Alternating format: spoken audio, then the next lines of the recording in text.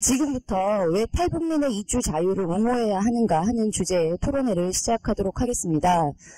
오늘 연사를 해주실 분은 김영익 동지이십니다. 김영익 동지는 부모님이 자신의 이해를 가리지 말고 억압받고 소외받는 사람들 편에서 살아라 하고 이름을 영익으로 지어주셨다고 하는데요.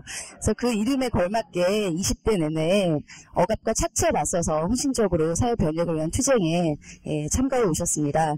그리고 지금은 국제주의, 반자본주의, 반제국주의, 노동자 연대를 기치로 내걸고 있는 레프트 21이라는 진보 언론에 기자로 활동하고 계시고 그 신문에서 북한, 탈북민, 제국주의에 관련된 기사를 주로 쓰고 계십니다. 그러면 지금부터 연사의 연설을 들으면서 토론을 시작하도록 하겠습니다. 큰 박수로 연사를 맞아주시기 바랍니다. 한국에서 국내에 거주하는 탈북민들의 숫자는 지난 1999년 요때만 하더라도 1-2천 명 수준이었습니다. 1-2천 명 수준이었으나 2012년 현재 탈북자 숫자는 2만 명 훨씬 훌쩍 넘었습니다. 국내에 거주하는 탈북민들을 기준으로 하는 것입니다. 2011년 현재 2만 3천 명이 넘는 걸로 알고 있고요. 매년 2천 명에서 3천 명에 이르는 탈북민들이 목숨 걸고 남한을 오고 있기 때문에 아마 조만간에 국내에 거주하는 탈북민들의 숫자는 3만을 넘지 않을까 싶습니다.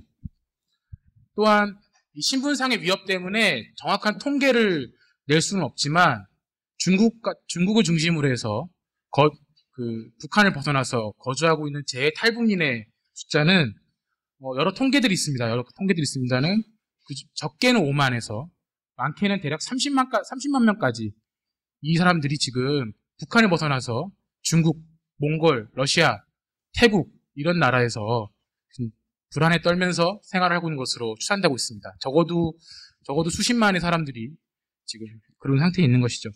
그만큼 생존을 위해서나 그리고 더 나은 삶을 찾고자 목숨을 걸고 압록강 두만강을 건너는 탈북민의 문제는 결코 절대 작은 문제가 아닙니다. 이제는. 나중에 한 번 더 자세히 설명하겠지만 오늘날 탈북민들은 대부분 90년대 초반에 우리가 알고 있던 기순자들과는 전혀 다릅니다. 즉 북한의 특권 계급 출신 이런 사람들이 아니라 대부분 노동계급 혹은 피어각 계급 출신들의 사람들입니다. 경제위기와 극심한 식량난 속에서 우리와 마찬가지 서진 사람들이 목숨을 걸고 북한을 빠져나가고 있는 것이죠. 따라서 제가 오늘 이 연설의 결론을 미리 말씀드리자면 사회주의자들은 탈북민들의 이주의 자유를 옹호합니다. 세계 자본주의 하에서 자본의 이동과 무역은 나이 갈수록 국경을 넘어서 자유로워지는데 반대로 이 자본주의 지배자들은 평범한 대중의 자유로운 국경 이주는 억압하고 탄압해가면서 착취체제와 사회통제를 유지해 왔습니다. 사회주의자들은 바로 이러한 지배자들의 통제에 맞서서 이주민과 난민을 억압하는 모든 행위와 법률에 반대합니다. 사실 세계 여러 지역에서는 탈북민들과 마찬가지로 자유와 생존을 위해서 국경을 넘는 수백만의 사람들이 있습니다. 대표적으로 미국 국경을 넘는 멕시코 민중이 있고요. 그리고 컨테이너 박스에 숨어서 심지어는 비행기 랜딩 기어에 숨어서 목숨 걸고 지중해를 넘는 북아프리카 이주민들이 있습니다. 그런 사람들과 마찬가지로 탈북민들도 더 나은 삶을 위해 새로운 곳을 찾아서 정착을 하려 하는 것이고 저는 탈북민들도 바로 이런 사람들과 마찬가지로 새로운 곳을 찾아서 정착할 권리가 있다고 생각합니다. 그런 점에서 지금 이 순간에도 벌어지고 있는 중국과 북한 지배자들이 탈북민들의 가하는 억압은 정말이지 끔찍하다는 표현이 좀 아까울 정도입니다. 올해 초에 좀 화제가 된 사건이 있었는데요. 중국 정부가 그 공안에 체포 구금돼 있던 탈북민 수십여 명을 이제 북한으로 송환하기로 한 것을 계기로 해서 중국 정부의 이른바 탈북민 북송 문제가 화제가 된 적이 있습니다. 이들이 송환될 경우에 북한 당국에 처벌받을 게 뻔했기 때문이죠. 특히나 남한과 연관된 점이 부각됐기 때문에 매우 큰 우려가 됐었습니다. 이 때문에 국내에 거주하고 있던 탈북민들이 연일 중국 대사관 앞에서 시위를 했고 그것은 아마 뉴스를 보신 분들은 잘 아실 겁니다. 이분들은 아마도 송환 위협에 처한 탈북민들이 자신의 가족의 일처럼 느껴졌을 것입니다. 자신들도 똑같은 어려움을 경험하면서 남한을 왔기 때문이죠. 그러나 중국 정부는 계속해서 중국 내 탈북민들이 불법 월경자일 뿐이라는 주장하면서 북한과 맺은 여러 조약들을 근거로 해서 강제 송환을 정당화하고 있습니다. 이들이 자꾸 중국 지배 관료들이 자꾸 탈북민들을 단속하고 이들 야만적으로 북한으로 송환하는 데는 다 이유가 있습니다. 이들은 탈북민이 대량으로 발생하는 것, 이것이 북한 체제를 흔들 수 있다고 보는 것이고 그것이 중국 지배 체제를 위협할 수 있다고 우려하는 것입니다. 그리고 이 북한의 대량 탈북 사태가 서방, 미국을 중심으로 한 서방의 북한 개입을 낳을지 모를 거랍니다. 자신들의 그 국경을 마주하고 있는 북한에 미국이 개입해서 근거가 될 것이라고 우려를 해서 탈북민들 대량으로 단속하고 추방하고 있는 것이죠. 그러나 이런 중국 지배 관료들의 강변은 옳지 않습니다. 유엔 인권소위원회에서는 몇 년 전에 본국에서 처벌당할 우려가 있는 난민은 본국으로 송환 조처해서는 안 된다고 결의한 바 있습니다. 소위 단순 탈북민, 즉 남한의 의사가 없다고 하는 탈북민을 할지라도 북한으로 끌려갈 경우에 노동 교화형 같은 엄한 처벌을 받게 되어 있습니다. 단순히 국경을 넘었다는 하나만으로. 만약에 그 사람들이 남한의 의사가 있다는 게 들통나거나 또는 남한 측 사람과 연관되어 있다는 사실이 들통낸다면 이보다 더한 처벌을 받습니다. 중국 정부는 탈북민들이 정치적 핍박을 피해온 사람들이 아니라 경제적 어려움 때문에 중국으로 온 경제 유민일 뿐이라고 주장을 하고 있습니다. 즉 난민이 아니라는 것입니다. 그러나 이는 그 서방 국가들이 90년대 북아프리카 등지에서 건너오는 이주민들을 단속 추방하기 위해서 고안한 논리입니다. 경제적 이유에서든 정치적 이유에서든 박해를 피해서든 억압을 피해서든 자유를 피해서든 그 나라에 살 수 없는 사람들은 모두 난민을 인정하고 국가가 보호해야 할 의무가 있습니다. 문제는 또 있습니다. 한 가지 더 지적할 문제는 탈북민 문제에서 보이는 남한의 보수익 정치인들의 위선적 태도에 대해서도 우리는 지적하지 않을 수 없습니다. 이 양반들은 겉으로는 굉장히 탈북민 문제에 대해서 관심이 많은 척, 인도주의적 문제에 관심이 많은 척, 매우 온정주의적인 척 태도를 취합니다. 그러나 이 사람들의 목적은 탈북민들을 진정을 돕는 데 있지 않습니다. 자신들의 정치적 의도를 관찰하는데 탈북민 문제를 활용하는 것이죠. 그래서 탈북민들을 진정을 도울 수 있는 일에 대해서는 이들은 매우 냉혹한 짓도 서슴지 않습니다. 보수익 정치인들이 탈북민 문제에 대해서 보여준 가장 위선적 태도는 올해 초에 있었던 그 중국 정부 탈북민 송환 논쟁 과정에서 당시 자유선진당 의원 박선영 씨가 중국 대사관 앞에서 단식농성을 한 바 있죠. 박선영이 단식농성을 하니까 이제 이명박이 직접 전화까지 해서 고맙다고 했었습니다. 이 양반이 그렇게 얘기한 데는 다 이유가 있겠죠. 당시 이때 조중동과 보수익들은 이 쟁점과 그리고 제주해군기지 문제, 천안함 2주기 문제, 북한 위성 발산 등을 패키지로 묶어서 이른바 이제 북한 쟁점을 패키지로 묶어서 북풍의 소재로 정권의 위기를 넘고 흐트러진 보수파들의 재결집을 시도했습니다. 총선을 앞두고 말이죠. 이 사람들은 또 남한 진보 진영이 인권을 중시하면서도 탈북민 문제에 대해서 무관심한 건 위선이라고 주장하면서 진보 진영 일부의 약점을 건드리기도 했습니다. 그런데 재밌는 거는 그렇게 단식농성까지 했던 박선영은 2008년에 이명박 정부가 추진했던 제3국의 탈북민 수용소를 건립하라던 계획을 적극 찬성한 바 있다는 겁니다. 이 제3국의 이명박 정부가 추진했던 탈북민 수용소가 어떤 거였냐면 맥락이 있습니다. 당시는 이른바 그 원정화 간첩 사건이라고 해갖고 원정화 씨라는 한 여성을 간첩으로 몰아서 구속시킨 사건이 있었습니다. 굉장히 허접한 사건이었는데요. 내용 자체는. 이 사건을 계기로 해서 이명박 정권은 본격적으로 탈북민에 대한 그 출입국 통제를 강화하기 시작을 했습니다. 그래서 이른바 선별 입국 원칙을 세웠고 실제로 이명박은 태국, 몽골 등 탈북민들이 한국으로 오기 위해서 주로 이동하는 경우의 국가들을 상대로 탈북민들을 수용할 수 있는 수용소를 건립하고 거기서 탈북민들을 선별적으로 입국하려고 했던 겁니다.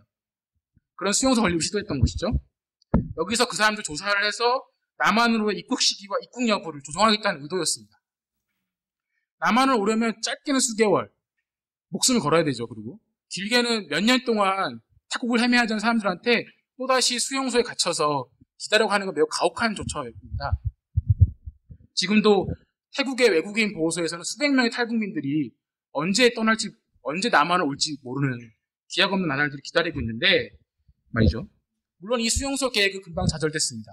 이유는 이명박 정부가 처리한 게 아니라 당시 태국과 몽골 정부가 국제사회 비난을 두려워해서 인권침해 논란 등 그런 비난을 두려워해서 이명박 정부의 제안을 거절했기 때문이었습니다.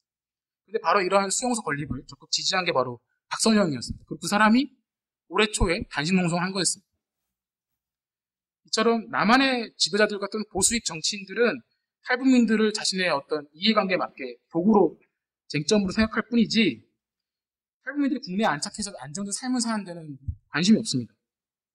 오히려 이명박 정권과 보수익 정치인들은 다른 한편에서는 탈북민들 중에 수만 명에 이르는 탈북민들 중에 위장 망명자, 간첩이 있을지 모른다는 것이나 주장을 퍼뜨려서 오히려 남한에서 탈북민에 대한 편견과 차별을 조장해 왔습니다. 2008년의 원정화 사건은 그 출발점이었을 뿐이에요. 그 이후에도 여러 차례 탈북민 간첩 사건을 발표를 하면서 이명박 정권은 탈북민들을 공안 사건의 희생자로 만들어 왔습니다. 이것을 만들기 위해서 이명박 정부는 탈북민들에 대해서 매우 가혹한 통제를 또 시도를 했는데요. 흔히들 사람들이 한국 탈북민들이 남한으로 오면 바로 하나원으로 가는 줄 압니다. 근데 사실 그렇지 않거든요. 한국으로 입국을 하면 바로 어딘지 모를 정부합동신문소로 끌려갑니다. 경기도 어딘가 있다고 합니다. 바로 거기서 그 국정원이 참가하는 합동신문을 받게 되어 있습니다. 이게 원래는 최장 3개월 기간이었는데 이걸 이명박 정부가 최장 180일, 6개월로 늘려버렸습니다. 생각을 해보십시오. 태국 외국인 수용소에서 몇 달 동안 억류되어 있습니다. 그리고 합동신문소에서 보통 3개월, 길게는 6개월 동안 갇혀 있어야 됩니다. 어딘지도 모르는 데서. 그리고 하나원을 넘어가서 12주 동안 갇혀 지내서 그래야 비로소 남한 사회에 나올 수 있는 겁니다. 근데 이 정부 합동 신문 과정에서 목적이 뭐예요? 위장 망명 여부를 가리는 거지 않습니까? 그렇기 때문에 가혹한 신문이 이루어진 경우가 많다는 것이 근래 들어서 언론 보도를 통해 드러나고 있습니다. 또 이때 비혼 상태인 탈북 여성들한테는 중국에서 성매매를 한 경험을 묻는다던가 인신매매를 당한 경험이 있냐는 걸 묻는 등 노골적으로 인권침해 논란이 일을 법한 질문을 던지기도 합니다. 또는 폭언과 폭력이 일어나기도 하죠. 지난해 연말에는 이 합동신문 과정에서 간첩 혐의가 드러났다고 한 사람이 30대 남성이 목매달 자살한 일이 있었습니다. 정부 발표는 간첩 혐의가 드러나서 자살했다고 하는 건데 죽은 자는 말이 없는 법이고 이 사람이 실제 간첩인지 여부는 알 수 없습니다. 그럼 이때를 전후로 해서 이 전체 이미 국내에 거주하고 탈북민들에 대한 감시와 통제를 강화하기 위해서 탈북민들이 주로 사는 곳에 영구 임대 아파트가 많은 데거든요. 대표적으로 이제 노원구나 강서구 양천 이쪽입니다. 이 강서 양천 지역에 서울 강서 양천 지역에 담당 국정원 직원 숫자를 늘렸습니다. 탈북민들을 상시적으로 감시하기 위해서입니다. 이게 바로 이명박 정부가 사실 지난 4년 동안 해왔던 탈북민들에 대한 조처의 극히 일부입니다. 또한 남한 정부의 신자유주의 복지 정책이 남한 대다수 서민들에게 큰 어려움을 주듯이 탈북민들은 사실 더 큰 어려움을 낳고 줍니다. 특히나 2008년 이후에 글로벌 경제 위기 때문에 남한의 지배자들은 복지에 돈을 쓰면 굉장히 아까워하거든요. 그러다 보니까 탈북민이나 또는 이 차상위 계층 같은 가장 약한 계층들을 타격을 해서 복지에 쓰는 재원을 어떻게든 줄이려 하는 게 그동안 남한 지배자들의 정책이었습니다. 그래서 이제 좀 많이 들어보셨을 거예요. 뭐 생산적 복지라는 이런 개념 많이 들어보셨을 텐데, 그러니까 노동과 복지를 연계해갖고 너희들이 일을 해야지 복지를 제공한다는 식으로, 즉 너희들이 일자리를 알아서 구해야 인센티브를 주겠다는 식으로 그 복지 정책을 잡아왔는데 이처럼 탈북민들도 같은 원칙을 적용해 왔던 겁니다. 그래서 이미 노무현 정부 때 이미 2004년, 5년 무렵에 정착지원금 대폭 줄이고 이것을 인센티브제로 전환해서 알아서 생존하라, 자립자활을 하라라는 식으로 탈북민들 내몰았습니다. 이명박 정부라고 더 다르냐? 더하면 더했지 그렇게 덜하지 않죠. 보수익 이명박의 정부하에서 정부 관료들과 보수익들도 남한에 있는 탈북민들이 지나치게 많은 지원을 받고 있다고 얘기를 해왔습니다. 그래서 마치 이제 남한에 있는 탈북민들이 일하기 싫어서 정부와 지자체의 기본 생계 지원을 의존하고 있다는 식으로 사실은 기회가 되면 말하고 했던 거예요. 이게 실제로 공격으로도 이어지기도 했었습니다. 2009년에 있었던 일인데요. 당시 한나라당 의원 홍정욱이 국정감사 때 뜬금없이 남한에 있는 탈북민들이 기초 생계급여를 부정으로 불법적으로 수급하고 있다. 이것을 정부가 해결해야 한다라고 이른바 폭로를 했습니다. 참고로 한국에서 살고 있는 탈북민 가계 중에서 기초 생계급여를 받는 가계는 45%입니다. 전체. 이렇게 되자 이명박 정부와 지자체에서는 이 탈북민들의 기초 생계급여 지급의 현황에 대해서 일제 단속과 점검을 했고요. 이 과정에서 여러 사람들이 단속이 됐죠.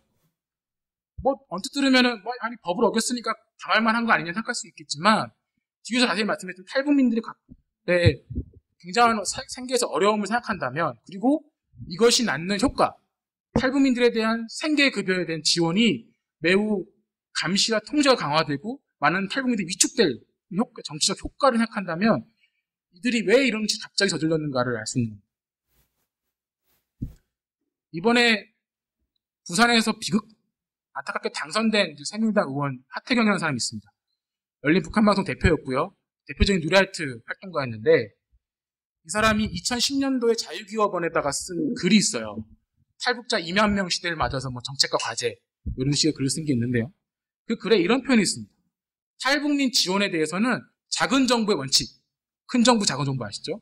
작은 정부라는 원칙, 즉 신자유주의 원칙 지켜져야 한다라고 얘기하면서 탈북민들이 취업하기 전까지 받는 일종 의료급여 수급검자 지정 또는 기초생계급여 같은 이런 지원이, 정부 지원이 탈북민들이 취업을 그렇게 원하지 않게 만든다라고 강변한 바 있습니다. 이런 애가 새누리당 공천 받아서 국회의원이 됐습니다. 이런 식으로 이명박 정권은 탈북민 지원에서 인센티브제를 강화하면서 탈북민 지원을 축소하고 지원을 결정하는 과정에서도 정부기관의 따라온 심사, 감시를 강화하는 방식으로 대처해왔습니다. 당연히 이것이 탈북민에 대한 편견과 차별을 더 조장할 것이겠죠. 또한 잊지 말아야 할 것은 지난 4년 동안 한석호 북한에 대한 식량 지원을 거부해서 북한 주민의 고통을 외면하고 결국 그 사람들이 목숨 걸고 탈북하게 만든 것도 이명박 정부였습니다.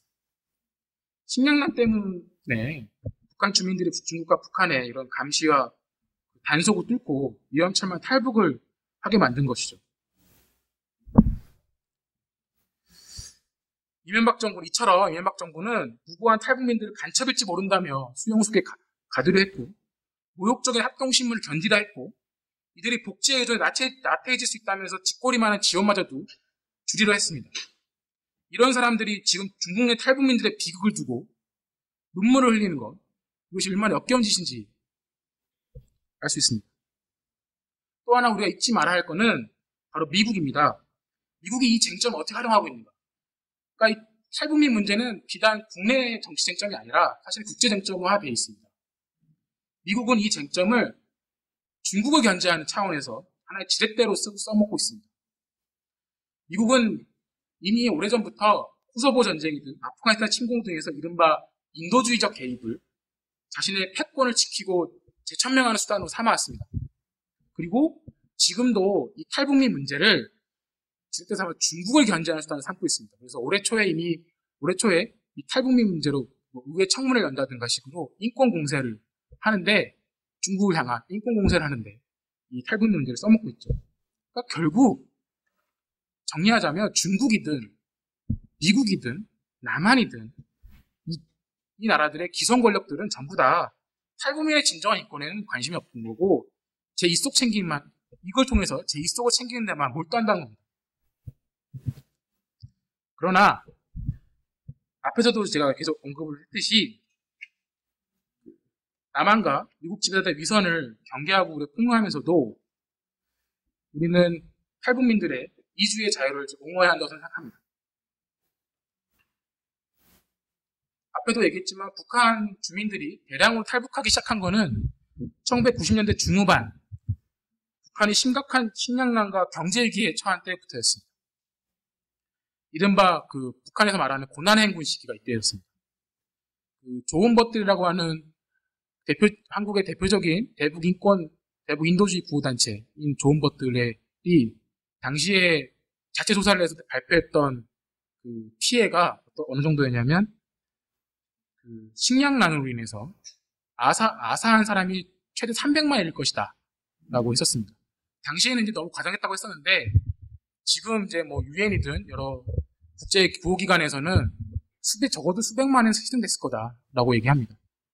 바로 이 끔찍한 그 시기에 함경도 등 국경 인근 주민들이 식량과 돈을 구하라고 목숨을 걸고 국경을 건넌 게 오늘날 탈북의 시작이었습니다. 1999년에 있었던 한 조사에 따르면 당시 중국에 거주하던 탈북 여성들의 탈북 동기에 1위부터 3위가 모두 배가 고파 먹고 살기 싶어서, 중국에서 일하면 돈을 잘 번다 해서, 북조선에 있는 가족들을 도우려고 였습니다. 지금도 이런 이유로 탈북하는 이유 자체는 변하지 않았습니다. 북한 당국에 잇따른 경제개혁 조처가 실패하면서 여전히 경제난은 여전하고 식량도 여전히 절대적으로 부족한 상태입니다. 탈북민들은 대부분 생존을 위해서 목숨 걸고 강을 건너는 겁니다. 그러나 앞에서도 언급했듯이 중국 등에서 이 탈북민들은 매우 위태로운 처지에 놓여 있습니다. 중국 당국의 엄청난 단속과 강제 송환 때문에 중국에 머문 탈북민들은 가슴을 졸이면서 위험에 자주 노출됩니다.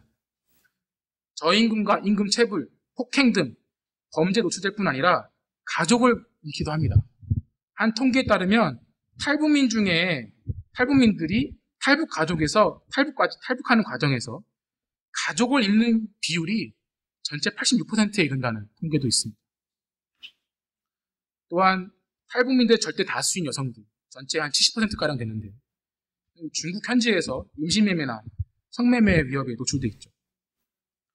중국 공안의 단속을 피해서 중국 동북지방의 농촌과 도시에 숨어 지내야 할 뿐만 아니라, 심지어 어떤 사례는 이 단속을 피해서 티베트까지 도망간 탈북민 사례도 있습니다. 중국의 단속을 피하면서 남한으로 가려다 보니까 때로는 매우 위험한 몽골 고비 사막을 건너는 탈북민도 있고요. 그 과정에 실제로 목숨을 잃은 사례도 있습니다. 또는 지대밭이 우글거리는 라오스나 태국, 베트남 이 일대에 중국과의 접경지대를 지나서 목숨을 걸고 지나야 하는 게 오늘날 탈북민의 처지입니다. 지금의 탈북민의 절대 다수는 북한 사회에서 노동자 하층 출신이 많다고 제가 앞에서 얘기했죠. 북한 거주 당시의 직업을 조사해 봤더니만 국내에 들어온 탈북민 성인의 40% 이상이 노동자이거나 농민이었다고 답했습니다. 이들이 함께 데리고 온 가족까지 생각한다면 탈북민 압도 다수는 노동자와 농민입니다. 그러나 목숨을 걸고 국경을 넘어서 남한에 와도 이 사람들 대부분 다시 우리 사회 밑바닥으로 편입돼 버리고 맙니다. 게다가 남한 지배자들이 조장한 편견과 냉대 때문에 이중의 고통에 놓입니다. 2007년에 수행된 한 조사에 따르면 탈북민의 실업률은 무려 22.9%입니다. 2007년 당시에 한국의 공식 실업률 3%를 비교한다면 엄청나게 높은 수치죠. 그리고 간신히 고용이 돼도 대부분의 일자리는 비정규직이거나 단순 노무직 같은 임시직이어서 금방 실업자가 돌아오기 십상입니다. 왜냐하면 남한 정부가 일자리를 책임지지 않고 민간과 시장에 떠맡기기 때문입니다. 이들의 일자리에 대해서. 그래서 남한에 거주하는 탈북민들의 평균 소득도 굉장히 형편없어요. 굉장히 어렵습니다. 2005년 당시 조사에서는 월 90만 원 이하의 수입으로 생활한 탈북민 가족이 전체 62%였고요. 2011년 정부 산하기관이 조사한 바에 따르면 월 101만 원에서 150만 원을 먹고 사는 탈북민 가족이 전체의 45.3%였습니다. 반대로 한 달에 300만 원 이상 버는 탈북민 가족은 불과 3%였습니다. 이처럼 남한에서도 끔찍하게 차별과 냉대로 좌절을 겪게 되니까 국내에 있는 일부 탈북민들은 탈남을 꿈꾸기 시작했습니다. 소위 말하는 탈남 현상인데요. 그래서 한 여론조사에서는 국내에 있는 탈북민의 3분의 1가량이 이제 다른 나라로 이주하고 싶어 한다고 답변한 답변하기도 했습니다. 몇 년 전 실제로 남한에 살다가 영국이나 미국 등 제3국으로 난민 신청을 한 탈북민들의 이야기가 화제가 된 적이 있었어요. 이들을 인터뷰했더니만 탈남을 선택한 이유로 얘기한 게 남한 주민들의 편견과 차별이 싫어서, 한국에서 일자리를 얻기가 힘들고 경제적으로 적응하기 힘들어서를 많이 꼽았습니다. 심지어 이렇게 말하는 사람도 있었어요. 어차피 차별과 냉대를 받을 거, 같은 민족에게 받는 것보다 외국에서 아시아인으로 살면서 차별받는 게 나을 것 같아서 탈남한다 라는 답을 한 탈북자도 있었습니다. 우리가 지금 살고 있는 이 자본주의 사회가 1%의 99% 사회, 지난 월스트리트 오키파이 운동에서 유행했던 그런 사회에 살고 있는 우리는 마찬가지로 고통받고 억압받는 99%의 탈북민들의 문제 해결을 위해서 노력해야 한다고 생각합니다. 우선 탈북민들이 위험에 처하지 않게 중국 등에 거주한 탈북민들을 난민을 인정하고 보호하라고 요구해야 한다고 생각합니다. 중국 정부가 난민 규정을 매우 합수하게 규정하고 있는데 이를 광범하게 인정하고 탈북민들의 안정을 보장하라고 해야 됩니다. 사실 궁극적으로는 자유왕래가 이루어져야 됩니다. 남북 간에. 여타의 이주자들과 마찬가지로 탈북민들도 불가피한 사정으로 어쩔 수 없이 고향을 떠나는 사람들이었어요. 떠나야 했던 사람들입니다. 만약 자유왕래가 보장되고 그리고 북한에서의 삶이 더 안정되고 자유로울 수가 있다면 더 나은 그림이 펼쳐질 수 있는 것이죠. 따라서 궁극적으로는 남한과 북한 지배자들과 바람과는 정반대로 남북 간의 자유왕래를 요구해야 합니다. 또한 국내에 거주하고 있는 탈북민들에 대한 정부 지원 강화를 요구해야 합니다. 신자유주의적 관점에서 개인의 삶을 개인이 책임져야 한다는 식의 논리를 배격해야 합니다. 그리고 국내에서 탈북민의 차별을 조장하는 정책들도 폐지하도록 해야 되는 거고요. 대표적으로 아까 말씀드렸던 합동신문 같은 탈북자 신문과 감시제도를 축소시켜야 하고요. 궁극적으로 폐지시켜야 합니다. 그리고 장기간 구금 문제도 해결돼야 합니다. 참고로 동서독 분단 기간에 동독을 탈출해서 서독으로 온 사람들에게 대해서는 기소도 한 달 남짓의 신문 기간을 거치고 바로 소독사회로 내보냈다고 합니다. 그런 걸 감안한다면 오늘날 탈북민이 처한 장기간 구금 문제는 해결돼야 합니다. 또한 북한에서의 학력과 경력을 제대로 인정을 해서 이 사람들의 정착을 도와야 하겠죠. 또한 그리고 북한 주민들에 대한 이미 지금 북한에 살고 있는 주민들에 대한 인도적 지원을 하라고 촉구해야 합니다. 남한 정부에게. 이미 일부 보고와 현지 증언에 따르면 이미 올해 초에 또다시 황해남도 일대에서 심각한 기아가 발생했고 아사자가 속출하고 있다는 보도가 나오고 있습니다. 물론 오늘날 탈북민들을 대량으로 만들어낸 것은 단연코 북한의 관료 지배 체제라는 괴물 때문에 이렇게 된 것입니다. 그러나 또 한 가지 있어서 안 되는 점은 바로 남한 국가 그리고 미국 제국주의가 바로 이 북한 관료 지배 체제라는 괴물을 만드는 데 일조했다는 점을 우리가 잊어서는 안 됩니다. 매년 북한 GDP만큼의 또는 그 이상의 군비 쏟아붓는 게 바로 남한 정부고요. 그리고 세계 유일의 군사대국 미국이 바로 북한을 압박하고 제재를 가하고 있습니다.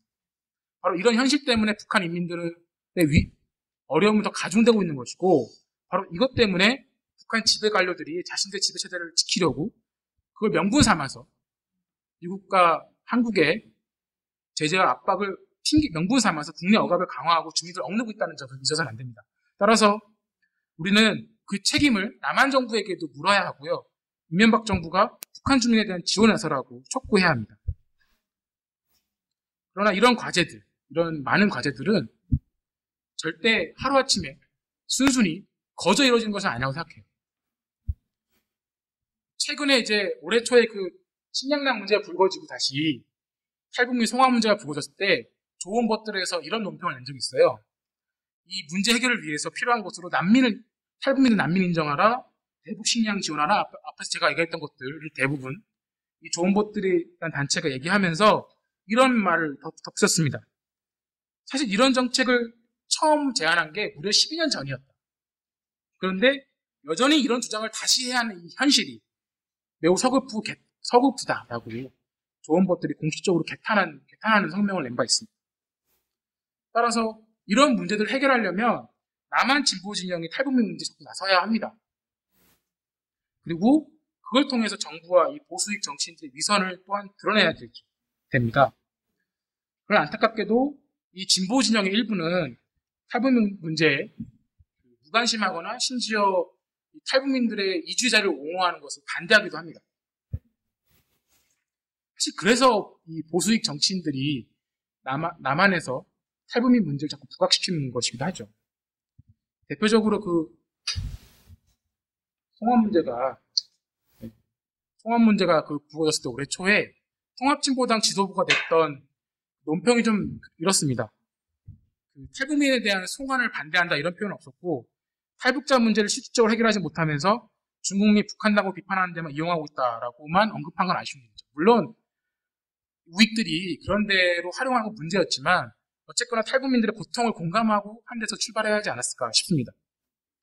또한 이번에 이제 논란의 중심이 되고 있는 김재현 의원이 통합진보당 청년비례 경선 후보 시절에 탈북민 문제는 우리가 잘 모를 수 있고 기획탈북이라는 말도 있다라는 식으로 탈북자 문제에 대해서 정면적으로 답변하는 걸 회피한 적이 있습니다. 한마디로 모른다는 건데 탈북민들에 대해서 알 수 없다. 북한의 현실을 알 수 없다. 일종의 불가지론이었던 건데요. 국내에 탈북민이 무려 2만 3천 명이 넘는데 탈북민의 문제를 우리가 제대로 알 수 없다고 말하는 것은 이제 현실을 외면하는 얘기도 하죠. 그리고 NL 진영들은 여기 덧붙여서 헌인 탈북민 문제에 대해서 중국과의 외교적 관계를 고려해야 한다. 그래서 신중하게 접근할 수밖에 없다. 또는 아까도 얘기했지만 기획탈북 등으로 남북관계가 훼손돼서는 안 된다라고 주장하는 식으로 이 탈북 문제를 회피합니다. 일종의 이제 외교론의 관점에서 남북 화해를 명분을 하면서 탈북민 문제를 회피하는 건데요. 저는 이제 이런 답변에 대해서는 이제 반대하는 입장입니다. 그래서 안 된다고 생각합니다.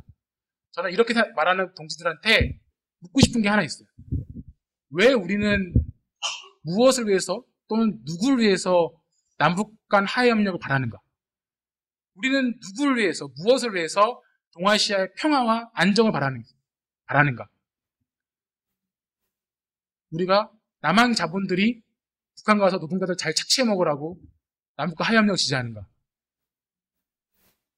또는 그냥 그저 부강한 국가 건설하려고 남북 간 화해 협력을 지지하는가? 저는 그걸 아니라고 생각합니다.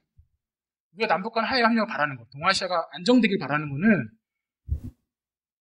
그런 불안정과 대립으로 인해서 고통받는 평범한 남북과 동아시아 민중을 위해서라고 생각합니다. 대표적으로 21세기 디아스포라를 갖고 있는 이 탈북민들, 여전히 고통받고 있는 이산가족들, 납북자들, 그리고 휴전선을 남북으로 이 폭염 속에서 삽질하고 있는 남북의 청년들, 이들의 문제를 해결하고 고통을 경감시키기 위해서 우리가 이런 것들 바란다지 않는 것이라는 그런 것을 우리가 물어야 한다고 생각하고 거기에 답변을 해야 한다고 생각합니다. 마무리하겠습니다. 제가 개인적으로 경험한 게 있었는데요. 좀 엉뚱한 얘기인데, 제가 몇 년 전에요. 저희 아버지가 이제 한 젊은 탈북민 가족을 저희 집에 초청한 적이 있습니다. 자매결혼을 맺었다는 이유로요. 30대 젊은 부부랑 어린아이, 대여섯 살 먹은 어린아이 둘이었는데요. 같이 식사를 했습니다. 근데 이제 그 식사 자리가 좀 불편하기도 했어요. 왜냐하면 저희 아버지가 보여줬던 그런 탈북민들에 대한 오만방자한 태도, 탈북민들 앞에서 아무것도 모르는 것들 하고 이제 하는 거에 굉장히 기분 나쁘기도 했지만 제 시선을 사로잡은 그게 아니었어요. 뭐였냐면 당연히 이제 손님이 왔으니까 저희 집에서 불고기 반찬 했을 거 아닙니까? 애들이 그걸 안 먹어요. 대여섯 살 먹은 애들이. 김만 먹는 거예요. 그 집 어머니는 자꾸 이제 고기 반찬 먹고 싶은데 안 먹어요. 왜 그런 거 했더니만 고기 맛을 모른대요. 그 나이 대로. 하나원에서 김맛 들여갖고 그걸 김만 좋아한다는 거예요. 한편에 저한테 이제 충격이었죠. 이론으로만 접했던 또는 뉴스로만 접했던 그런 현실을 제가 현실의 한쪽 면을 아주 그 일부를 이제 경험적으로 봤던 거기도 하고 한 충격이었습니다. 그래서 저는 아무 말 없이 그 고기를 다 먹었는데요. 이런 사람들이 우리 옆에 있다는 겁니다. 제 자식에게 고기 반찬 먹이고 싶어서 목숨 걸고 제 자식 끌고 남한까지 온 사람들이 바로 우리 곁에 있다는 것을 잊어서는 안 된다. 또 그런 사람들이 여전히 중국에서 떠들고 있다는 점이 있어서는 안 됩니다.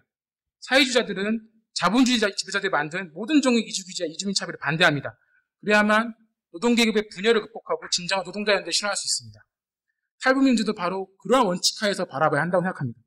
또한 그런 원칙하에서 우파들과 그리고 제국주의 지배자들의 위선에 맞설 수 있고 진정으로 그들의 추악한 면을 더 잘 드러낼 수 있다. 그리고 마지막으로 탈북민들이 동아시아 열강들의 힘겨루기 속에서 또 다른 희생양으로 전락되지 않게 막을 수 있다고 생각합니다. 이상입니다.